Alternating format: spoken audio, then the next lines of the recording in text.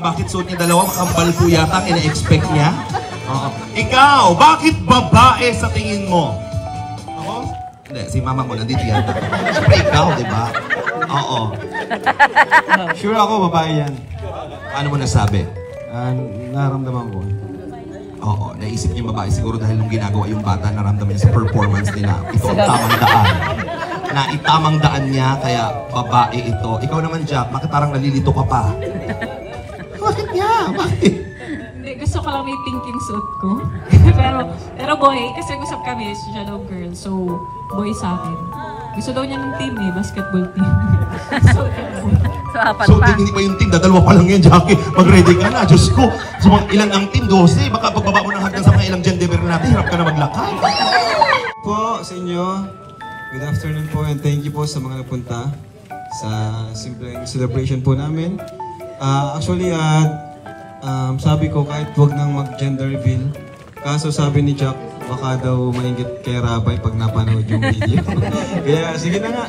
Kasi yun nga, sabi ko, kahit wala na talaga kasi yun, di naman masyadong kailangan. Maraming salamat po sa pagpunta. Dahil alam ko, kayo rin po ay excited kung ano nga ba ang gender na aming second baby. At maraming salamat po dahil kayo po ay nakikiisa sa selebrasyon na ito. Thank you very much, Jack and Rob! Ramdam ko habang nagsasalita, kinakabahan ka na din na pre-fresh. Ako ka talaga, ilang beses na po ako nag-host, pero bakit po kinakabahan? Hindi ko alam kung ako po yung ama ng bata. Na-excite ako para sa inyong... Excited ako! Oh my God! At syempre, sa oras pong ito, ayan, dinabati din natin lahat ng mga kalingap, ang ating mga kasama from Velvet Box. Huwag kayong mag-alala paglabas ng bata, naka-Velvet Box yan agad. Okay? At syempre, alamin po natin mga kaibigan, ang pulso ng bayan. Tayo. Interview natin si Ate Nelly. Ate Nelly! Bakit kampi? Bakit ha? Bakit babae nararamdaman mo? Yun ang ikaw. Bakit? Magkabaliktad. Dati, hindi siya kumakain yung ngayon kain siya ng kain. Dito ka pumasok? Oo. Pero happy ka kung babae ito? Siyempre. Sinong nalaga mo? Babae o lalaki? Pareho. Pareho no? May palitsyog ka naman pala. Palakpo ka naman si Kuya ba? Anong hula mo? Lalaki siyempre. Bakit? Para dumami ang mga pugi. Siyempre, ikaw ang founder ng kapugian ng mamatubang. Tama ka? Tama. So sure na yan ang lalaki. Sigurado na po mga kaibigan. Nasaan si Pao? Diyan ba si Pao? Si Pao, halika dito. Nakaping ka pala. Sige, kinukumpleto ko muna kayo para mas pasabog tayo dito. Saka si Ate Kakay. Pig. Bakit pig? Bakit babae? Si Ate Kakay pa. Si Ate Kakay. Yun yung nararamdaman mo. Pero ano mas gusto mo talaga? Green. Green? Green? Ano, Incredible Hulk? Gusto mo ba? Anong gusto mo talaga? Babae, lalaki? Babae talaga. Kung babae, anong pangalan ng babae? Rabaya. Rabaya. Parang Rabia. Siya. Bakit ikaw italiwas kulay blue ka naman lalaki? Bakit lalaki? Okay lang sa akin ang babae. Pero wala, gusto ko may kalaro sa babay na lalaki. Kaya yun ang hula mo. Saya. Saya ka uso. Pakihawak mo lahat. Boy or girl! Boy! Boy or girl! Boy! Anong malakas? Boy! 10! 9! 8! 7! 6! 5! Kinaiyak! 4! 3! 2!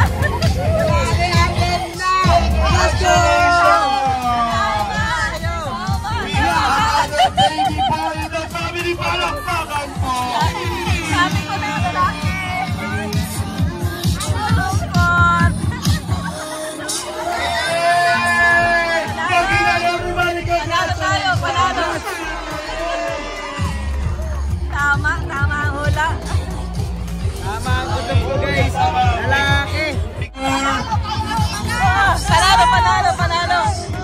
Sabi ko na. Everybody group picture, please.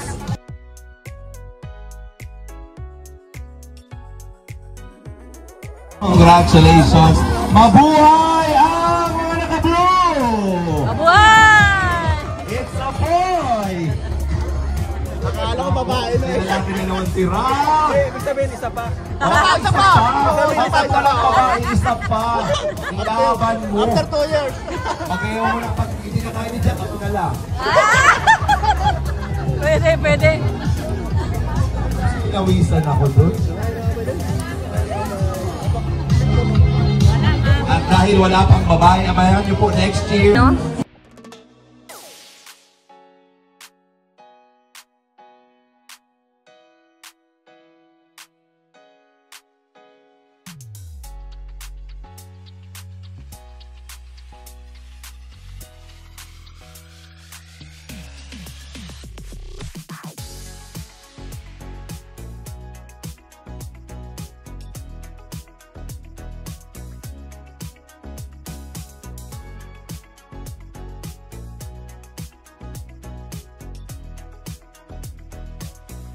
Kanina, babae. Ngayon, lalaki ang lumabas. Okay lang. Pero anong naramdaman mo nung lalaki yung ano? Anong gusto mong sabihin?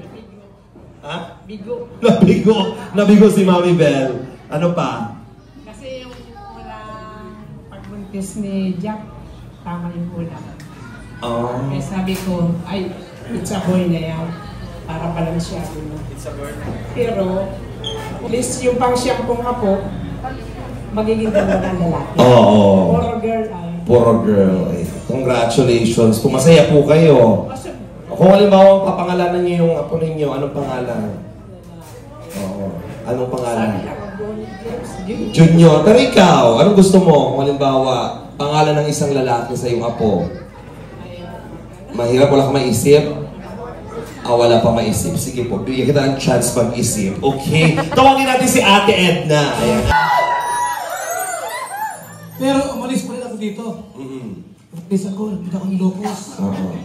Siyempre sulat-sulat. Wala pang cellphone yun. Yes, oo. Hanggang sa ako ay nung nag-graduate, tumakas ako doon sa Ilocos. Nangutang muna ako. Nag-ano? Nangutang. Nangutang? Oo. Oo. Para kay Ate Edna. Para pagpunta rito. Doon ako nakaalis. Tuloy-tuloy na yun. Tapos? Nasa dumami na kami. Nagkanap pa kami ng 3, 4. Ganun. Ngayon, may matubang na namang isinilan. Dumami kami rito. Dati ako lang mag-isa. Ako lang mag-isa dati dito. Matubang. Ako lang mag-isa. Matubang. Happy ako. Ako po natatakot kasi yung buong Camarines Norte sasakupin ng matubang. Sa pagtulong. Sa pagtulong. Sa pagtulong. Pero okay lang naman kung ganyan kagwapo lahat ng matubang na mag-Diyos ko. Ayun, okay. Nung pinanganak yan, si Kalinga parang, ako na kung tingnan yung ilong niya, kung magandang ilong. Nagmanas para sa ina yung ilong, ditong tuwa ako. Kaya tulong ko itong pangalawang anak niya. Bakit ano ba yung ilong mo? Bakit natawa? Alam mo, bis. Ano bang tingin ko sa ilong mo? Matubang talaga yan. Pinanganak siya, nagmanas sa nanay nila. Ang tuwa ako. Ang ganda naman talaga ng ilong. Pero ang ganda naman ng ilong mo. Tatlong palapag. Ano masasabi mo kay Ram at Jack po? Alin? Ano pong masasabi niyo sa kanila? Bakit? Masaya. Message. Masaya lahat. Masaya. Yun lang. Ano pa? Siyempre, yung apak natin, sinundan nila. Kasi ayaw niya dati ay. May trabaho kasi yan sa Manila, malaki sweldo. Nagpandit. Yun, na rin siya. Gumanda ang channel niya. Naunahan ka pa. Siyempre, gwapo. Sumika. Naunahan ka. Pangit naman tayo. O bakit Di ba kailangan malaga may sumunod sa apak natin. ng mga matubang. Baka susunod yun, si anak niya mga lalaki nagbablog, mas paunahan pa si Ram. Ganun ang mangyayari, di ba? Maunahan na tayo. Maunahan ang lahat. Lahat, okay. Congratulations po. Masaya tayo. Masaya po tayo. Natatakot po kung para interview siya at baka magka-problema po tayong dalawa. Palakpakan naman po natin, Kuya Pai. Okay. Tawagin natin si Jack. Hindi ka na. Bahan ngayon, nalaman na ano naman ang reaksyon mo, anong nararamdaman mo, na finally alam mo na meron ka na namang isa pang lalaking anak sa bahay. Sobrang happy, pero at the same time, nervous ako. Kasi baka dumami kami talaga. Paano kung lalaki na naman yung sumunod? O di isa pa! Diyos ko, akong bahala. Tutulungan ko si ate na lalo na yung mga batang yan. Ako bahala. Kasi gusto na talaga ng girl din eh. Oh. Mukhang wala akong magagawa. Pero halimbawa ang lalaki ulit, kaya pa. Para at least ready si Rob. Halimbawa, lalaki ulit, kaya pa. Kakayanin. Hanggang ilan ba ang kaya mo? Team I-12 talaga, tama. O, yung pang 13 muse na yun, kaya yun pa yung lalabas, yung babae. Pero dito ako kinakabahan eh, kapag andyan na, kalaro ni Rabay, baka magbuktian na yun. Hindi na yung bubuktian. Magbuktian na yun. Ano pang gusto mong sabihin? Ayan. Nararamdaman mo, wala na. Ayun, parang ngayon kasi parang, di ba, ninervyos ako kanina, tapos nung nalaman kong boy, tapos parang hindi pa ako makapaniwala. Kasi nga sa side nga namin, majority talaga babae, tapos kaya parang nag-iisang lalaki naman siya sa magkakapatid. Kaya hindi ako makapaniwala na another boy agad yung sumunod kay Rabay. Kaya yun, pero I feel still blessed po kasi dun nga, according to sa ultrasound, healthy naman si baby. Kaya yun, sana ang prayer ko lang talaga is magtuloy-tuloy na yung healthy pregnancy ko tsaka si baby. Yes. Yun lang talaga. I'm wishing you the best. I know that I love you and I love the baby. Yes. Thank you so much. You. Yay. Palakpakan naman natin si Jack. Alam mo, nung binuksan ko yung sobrang yan, kinakabahan ako. Kasi gusto ko talaga, kung ako po tatanungin, babae po talaga ang gusto ko. Kasi syempre, para may lalaki na, may babae naman. Tsaka gusto ko din makita, anong itsura ng babaeng anak? Kasi gwapo yung lalaki eh. Syempre, babaeng anak. Gusto ko naman makita. Kaya lang, sabi ko, hindi pa yun yung oras ni Rob para sa girl na gusto mong mangyari. Kinulang ka pa sa kunting strategy para mabuo ang tama. Sundin mo na ang advice ni Ate Edna. Ngayon, Rob Matubang, tawagin natin, palakpakan natin. Ayan, sige, sabihin mo na yun. Ano mo talaga yung nararamdaman mo kanina? Nung kagagaling pa lang po namin dun sa kay Doc, naramdaman ko na talaga lalaki. Okay. Dun sa reaction ni Doc. Ano reaction Kasi ni ang Doc? sabi niya, nakita ko na yung gender. Ano ba yung makikita doon? Siyempre yung pototoy. Nag-overthink na ako eh. Grabe. Bakit yung sa babae? Mahirap makita yun pag Okay. Ewan, yun lang. Nag-overthink lang talaga ako. Kaya Sa bagay, pag ako nakakita, yung talaga ako nakakita. Hindi ko naman iintindi yun. Doon na talaga sabi ko, ay mukhang lalaki talaga. Pero yun nga, may isang chance pa. Sana babae na. Kasi puro lalaki na sa bahay. Lalaki pa si Jemel. Paano na masasakit ng ulo ito ni Jack. May stress na to. Pero yun, thankful ako kay Lord kasi syempre, yan ay planado ni Lord. Blessing pa rin. And yun lang, ngayon lang kasi nangyayari ito eh. Sa mga pinsan ko, si Dan, kapatid niya, si Hannah, babae.